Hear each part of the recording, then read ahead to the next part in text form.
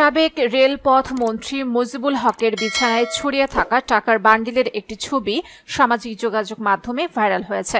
শুক্রবার বিকেল থেকে ফেসবুক, টুইটার, টিকটক সহ বিভিন্ন প্ল্যাটফর্মে ছবিটি ভাইরাল হয়ে গেছে। তবে ছড়িয়ে পড়া ছবিটি কবে তোলা সেটি জানা সম্ভব হয়নি। ছবিতে দেখা যায় সাবেক সংসদ সদস্য মুজিবুল হকের স্ত্রী দাঁড়িয়ে আছেন পাশে, বিছানায় বসে আছে মুজিবুল হকের 3 সন্তান। সন্তানদের সামনে 500 এবং 1000 টাকার নোটের বেশ কয়েকটি বান্ডিল ছড়িয়ে আছে। মুজিবুল হক তার এক সন্তানকে কোলে নিচ্ছিলেন। এক শিশু একটি শপিং ব্যাগে থাকা টাকার বান্ডিল নিয়ে খেলা করছে।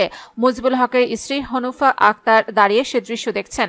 ধারণা করা হচ্ছে সাবেক সংসদ সদস্য মুজিবুল হকের কোনো এক সন্তানের জন্মদিনের ছবি এটি। সন্তানের জন্মদিন উৎসবকে আরও আনন্দময় করতে কয়েক বান্ডিল টাকা ছড়িয়ে দেন বিছানায়। এ সময় মুজিবুল হকের খুব কাছের কেউ সেই ছবিটি তোলেন।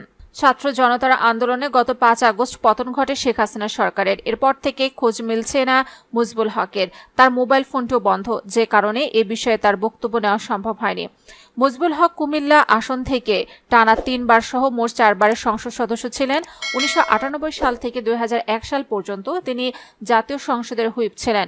2014 সালের 6 জানুয়ারি থেকে 2019 সাল পর্যন্ত আওয়ামী লীগ সরকারের রেলপথ মন্ত্রী হিসেবে দায়িত্ব পালন করেন। সংসদ সদস্য মন্ত্রী থাকাকালীন তিনি নিজেকে কৃষকের ছেলে বলে গর্ববোধ করতেন। মুজিবুল হক 67 বছর বয়সে দীর্ঘকুমার জীবনের ইতি টেনে 2014 সালের 31 অক্টোবর হনুফা আক্তার রিক্তাকে বিয়ে করেন। তিনি 2016 সালের মে মাসে 69 বছর বয়সে প্রথম কন্যা সন্তানের বাবা হন। 2018 সালের 15 মে তার যমজ সন্তানের জন্ম হয়। বর্তমানে তিনি 3 সন্তানের জনক।